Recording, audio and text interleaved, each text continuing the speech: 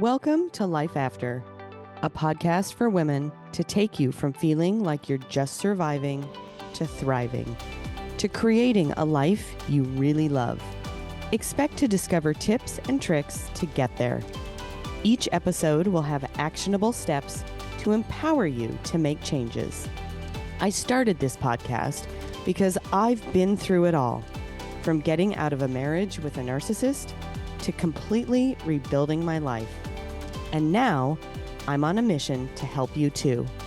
You can change your life. It's absolutely possible. Welcome, welcome, welcome. Hello, my friends. I'm so happy that you're here, and let's just jump right in. In this episode, we're going to talk about hope. I haven't done a hope episode in a little while, and so I thought we could all benefit from a quick refresher. The first thing that we're going to do is define hope, and the definition that I'm going to use comes from the book Hope Rising: How the Science of Hope Can Change Your Life by Hellman and Gwinn. Now, I think I actually did a book review of this book a while ago, or I did a hope episode where I really dove deep into this book. And I love this book. I just think it's so chock full of fantastic information and really helps us understand the role that hope can play in our lives. So, all right, the definition of hope that again comes from this book is: hope is the belief that your future can be brighter and better than your past, and that you actually have a role to play in making it better, right? That's a really, really important distinction to make in when we look at hope and this definition of hope, that we have a role to play in making our lives better. So I think I've already said this, even though we're 1 minute in. I'm always going to bring up this book when we talk about hope. I'm always going to invite you to read it or to listen to it if you haven't done so. And the reason I'm going to do this is because I love the way that they explain all the, incredibly practical elements of hope. And they give so many examples of how what our level of hope is in life can be changed, that we can see directly kind of when we're thinking about it, where that came from. And it gets you into a place where you can learn to practice hope, practice increasing your levels of hope. The other thing I think that's important about this book, there's a couple of sections in this book that really talk about the impacts to your health. And also, one of the statistics that stuck out for me once was that having high levels of hope is your number one protective factor, particularly in abusive relationships. And so, as you all know, a part of the work that I do is around toxic and abusive relationships, domestic violence, those who do harm. And so even when you think that hope is lost, or that you have low levels of hope, I just want to remind you, no matter what the reason is or what the circumstances that might have you feeling that way, that we have the ability to change that. And that it is, in doing so, we are protecting ourselves from future potential problems. So I just really wanted to be clear about why I keep coming back to this book, because I just think it's such a seminal work in how and what we can do for ourselves by increasing our levels of hope. I also think it's really important that whenever we talk about hope, to make it clear that we have a choice. We have the ability to increase our hope levels, but we got to make that choice, knowing the power that hope has to improve our lives, and that we can decide through our actions by following the elements of hope, which we're going to get to in just a minute, and thereby increasing our hope levels. We have the choice around that. And particularly when we're feeling lower levels of hope, or we're feeling kind of hopeless, or even, in the book, it talks about other emotions that we can feel when we have really low levels of hope. Knowing that we can change that and that we have the choice to do that, I'm just not sure that there's anything more powerful than that. So keep that in mind as we go through this episode. Now, hope is also contagious. So the more people that you're around who have high levels of hope, the higher levels of hope you'll have. And there's really a ripple effect that happens with people who have high levels of hope. So what I mean by that is the science has actually shown that if I have a really high level of hope and I go and work with someone, that my high level of hope is going to be contagious to them, and they will ultimately have a higher level of hope just from having spent some time with me. And then the beauty of the ripple effect is the research shows that extension of the benefit of being with someone with a higher level of hope goes at least one more level.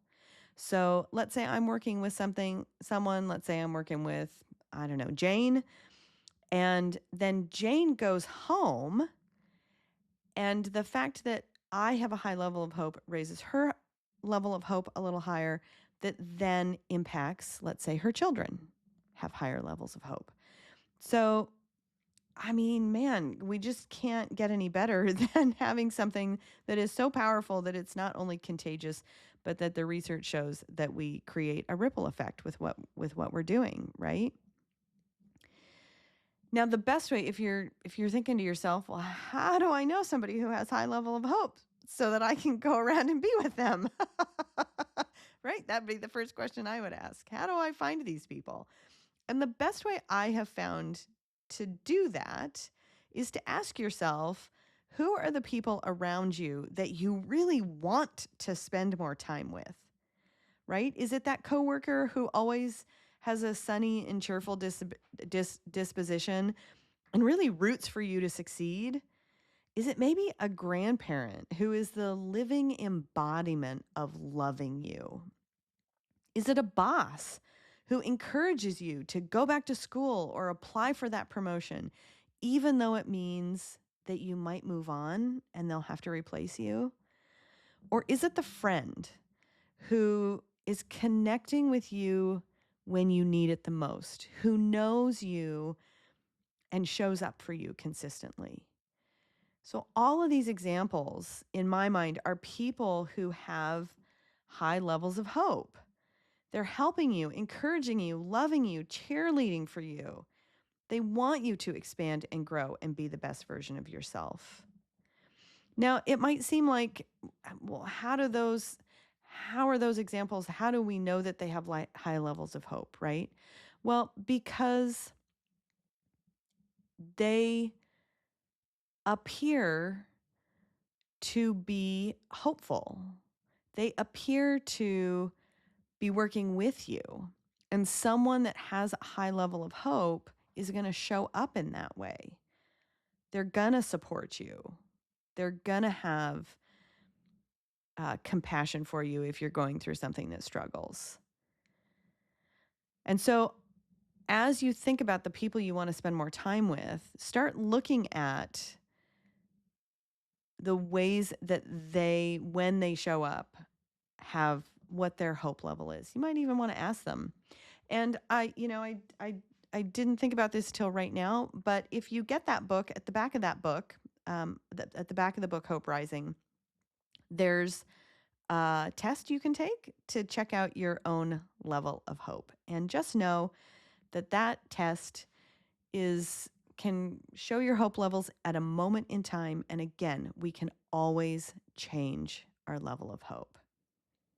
So I want to kind of follow this up with these examples by asking, when are you the person for others that has a high level of hope? How does your view of life and what you're doing in your own life impact the people around you?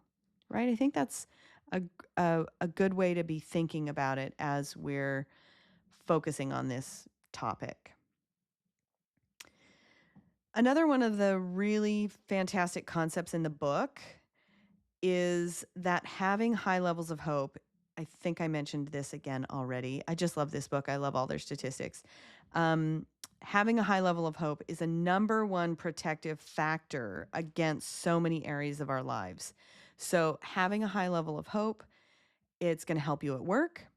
It's going to help in our mental health, in our relationships. It helps improve our well-being. It helps improve our academic achievement if you're in school or thinking about going back to school.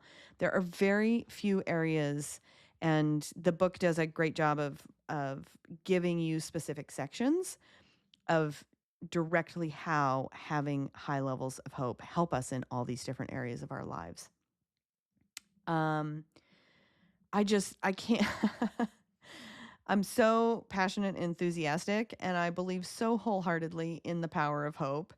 And I just want, if you only take one thing from this episode, I know I realize I kind of sound Pollyanna-ish in all of this, but I feel so strongly about knowing about this topic and knowing how possible it is to change your life for the better when you increase your hope levels.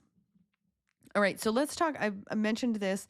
Let's talk about the three elements of hope. There are three pieces that come together to help us impact how much hope we experience. And the first thing is goals. So I took this directly from the book, and I really agree with it. Your goals have got to be desirable enough to motivate you to follow through with action, right? Your goals have got to be exciting to you, because if they're not, they'll go by the wayside. I mean, resolutions, anyone? Right? But when a goal is really exciting for us, we can increase our motivation level, which we're going to see how the motivation piece plays in just a second. The goals are also your focus. They give you your focus for your planned actions. Hope is all about intention, and we follow through with those planned actions based upon what we believe and how excited we are about doing something. The second element is called waypower or pathways. Now, pathways are the roadmap that you create, that you're thinking about to begin your journey to the future. So a hopeful person can identify multiple pathways toward a goal.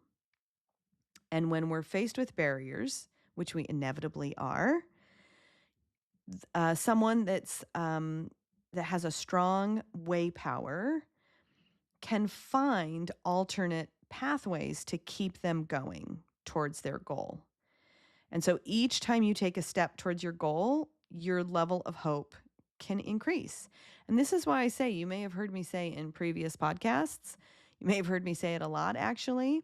This is why take a step, take an action, even if it's a very, very, very feels like a very baby step, because then you can always look around, decide how that worked, what worked well, and then be informed about your next step. Because sometimes our pathways, we don't know all the steps on our pathways. The third element is willpower or agency. And this is where the motivational piece comes into it. Agency is the thing that you use to begin and sustain your journey towards your goals. And willpower is absolutely key.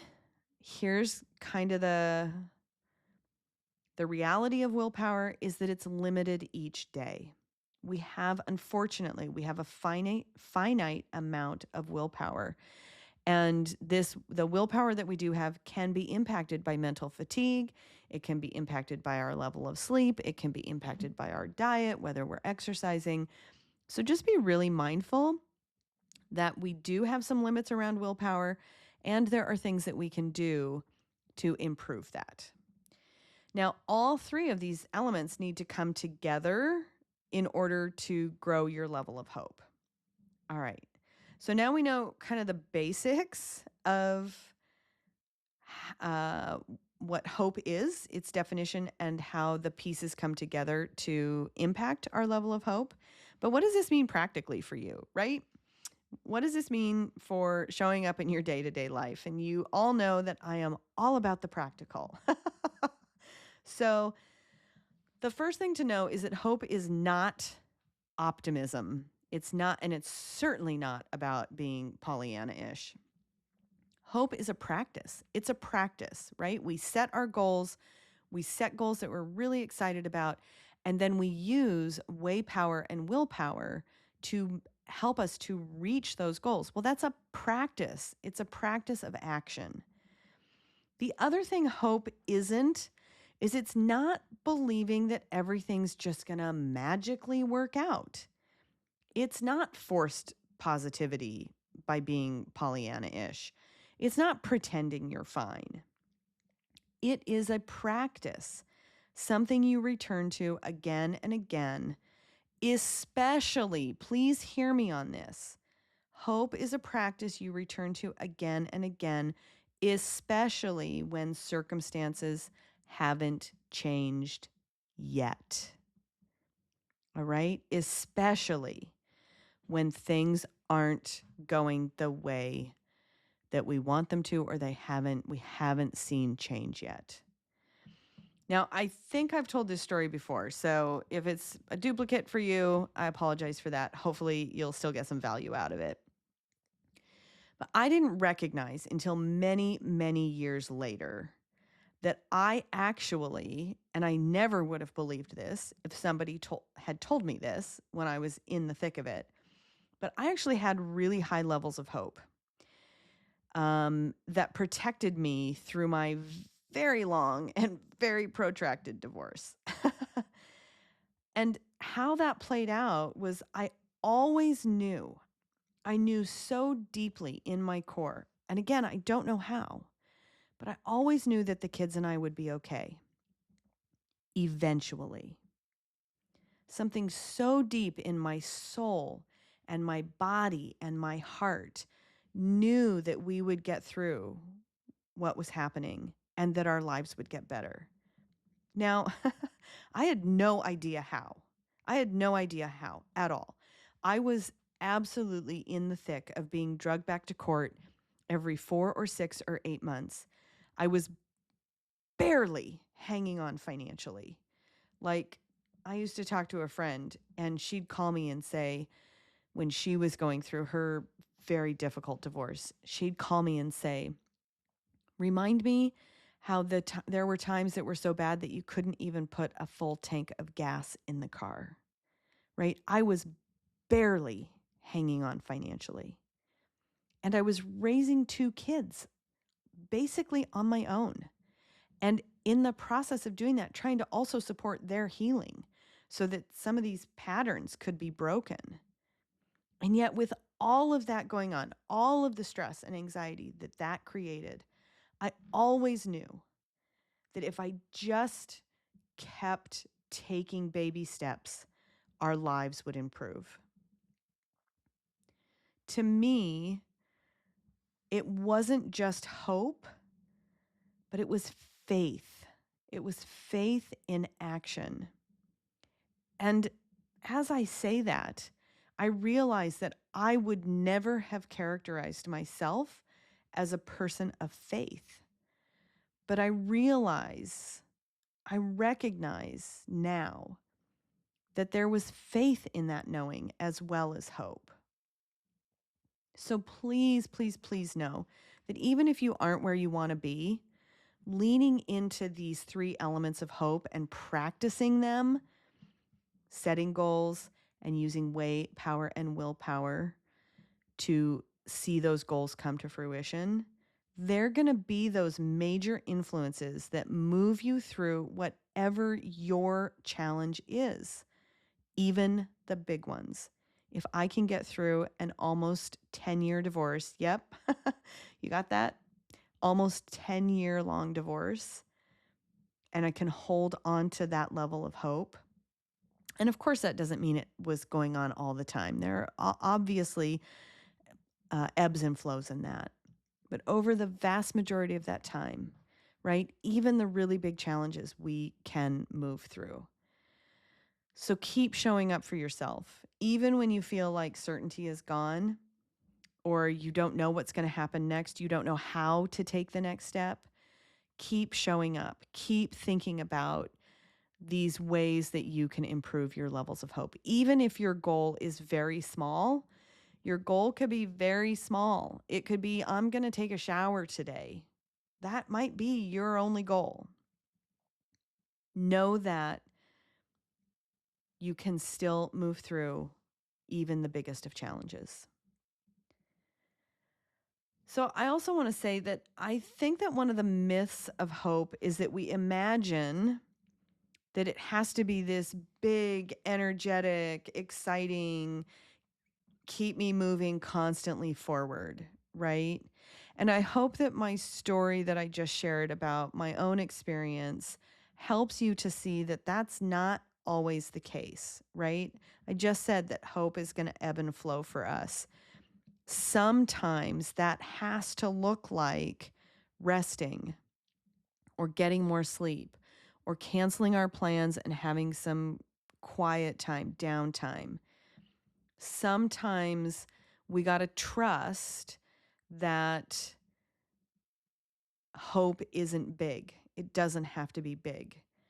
And if we remember those three parts to hope, the goals, the way power or pathways, and the willpower combined with the agency, right? We got to remember that, working on those three parts is sometimes that means doing the one thing or the small thing that's right for us in that moment. And it might not be a big thing, right?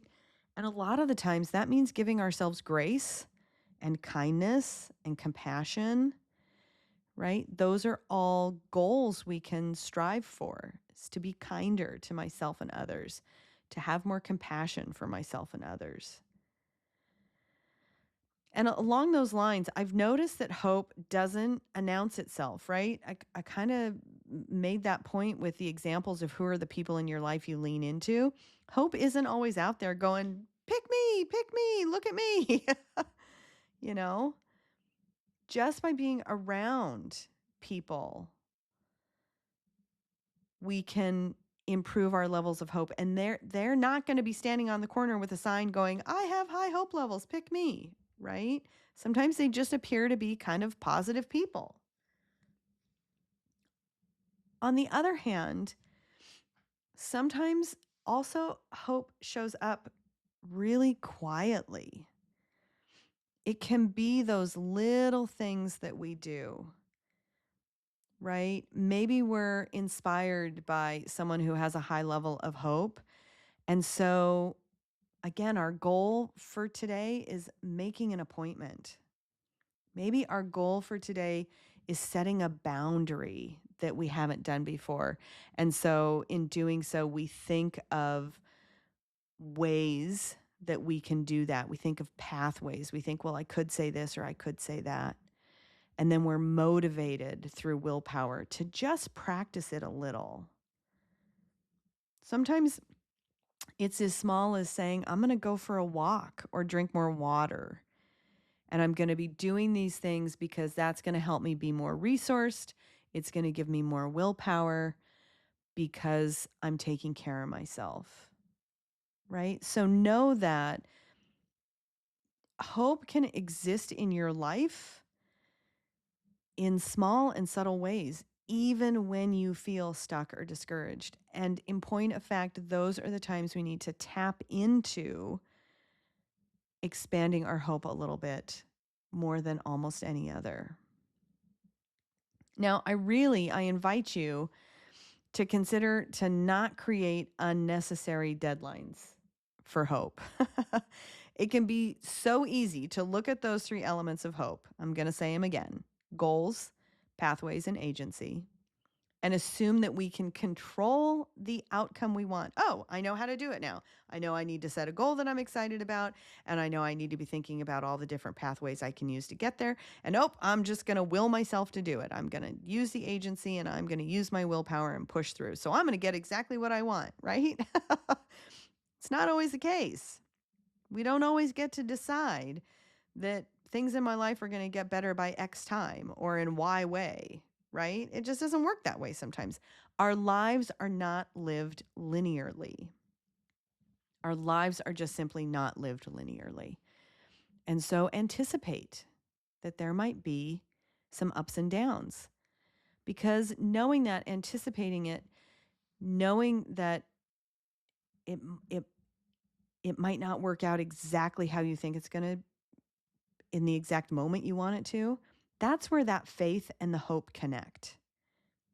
And when we continue to practice hope and have the faith that it will work out, that's where we get to choose. We're putting all the pieces together. We're doing all the parts by setting goals and finding pathways to successfully complete those goals, and then getting motivated and doing what it takes to keep our agency and our willpower high while we're on our way to reaching those goals. Then we're living in the belief that things will work out. We're choosing.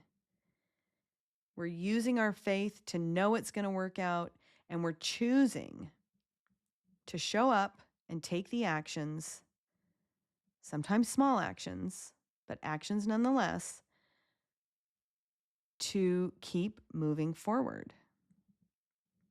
So all of this process, I think we can call it a process, this process with these three elements, they're going to inoculate you and help you move forward to have better outcomes, even though we don't live linearly.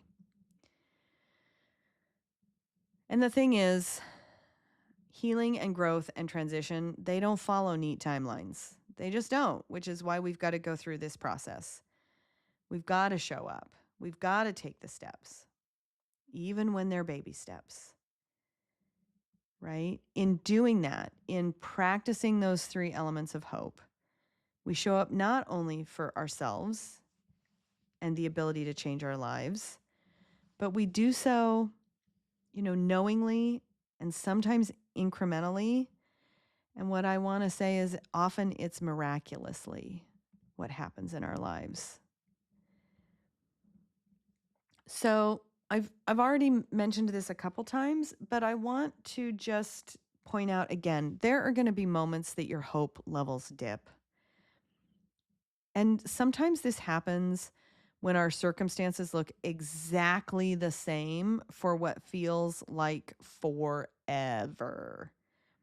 In these moments, remind yourself to lean into that faith and opt to spend more time with people who have high hope levels. When you do that, when you pick the cheerleaders in your life, you're building resilience. And that resilience is going to help you create the ability for those internal shifts to occur, even when the external proof hasn't arrived yet. So building that resilience is going to help you grow your willpower. It's going to help you to see new pathways. It's going to help you to get reinvigorated about your goal, if for any other reason you just don't want to be where you are anymore. All right? And this one's kind of hard, because I think one of the myths about hope is that if we have high levels of hope, we'll never be let down, right? So we're going to remind ourselves in these moments, life is not linear. Life is not about not having any challenges or adversity. Life is about being well-resourced, having lots of knowledge and wisdom, leaning in when we need to get more resourced, taking care of ourselves, getting sleep, right? When we do all of those things that we know are right for us, then what happens is we experience fewer peaks and valleys, and we're more kind of like a cosine line. Life is not linear. We are all going to experience the inevitable ups and downs. It's just, what tools are you going to use? How much resilience are you going to have? How much awareness are you going to have about things like hope that help you move through your life to avoid more of those peaks and valleys, right? And while it might seem like having the peaks is fantastic, well, then that also means that we experience the valleys. So just keep that in mind. And along those same lines, hope is not going to be with us all the time. We're going to have ups and downs around our levels of hope. That said, hope never disappears. Never say never. Hope doesn't have to disappear. Yeah, we might need some space or time to strengthen our levels of hope. But now you have the language to understand and to practice increasing your level of hope and being aware of when maybe you've got a dip. And that's why I keep coming back to these terms, why I've said them 20 times in this episode, so that you'll start to incorporate them, include them in your own language. Set goals for yourself that you're excited about. Use the power of waypower to make sure that you've got those pathways. You've got the capacity to find other pathways when the obstacles occur. And being so well resourced that your willpower is as strong as it can be and that your agency is good. Because the reality is, when we're experiencing something challenging, when we're experiencing grief or anger, even maybe disillusionment, we can still be aware of our hope practice and aware of where our levels of hope are. All right. This isn't, I'm going to go back to, hope isn't about being Pollyanna.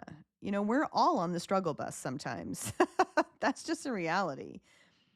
It's just knowing through this practice and through these three elements and through our self-awareness and resilience that we can move our way off the struggle bus and get through those inevitable obstacles that we might face.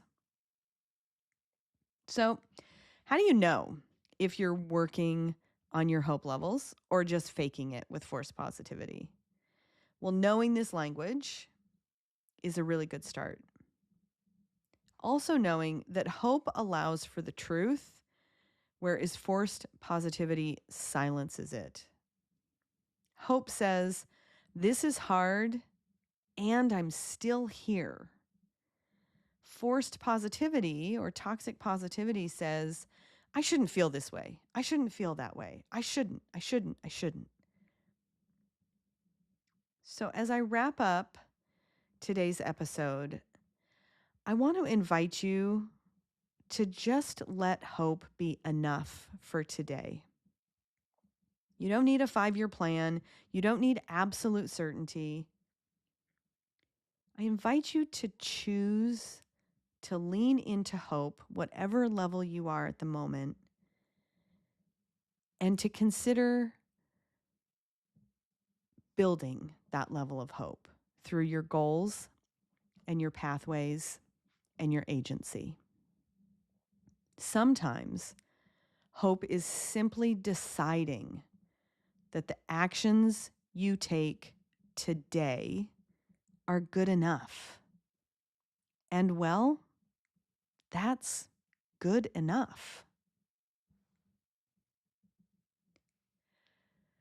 This podcast is a valuable resource for anyone seeking to make meaningful changes in their life. I'm here to support you on your unique journey, offering guidance and encouragement every step of the way. There will be new episodes on the second and fourth Wednesday every month. Please follow on your favorite podcast platform so you don't miss any episodes. And also, please rate, share, like, follow, and subscribe. All the things, please. Thank you so much for taking the time to listen to today's episode on hope. Remember, with goals, waypower, and willpower, you can improve your level of hope and change your life.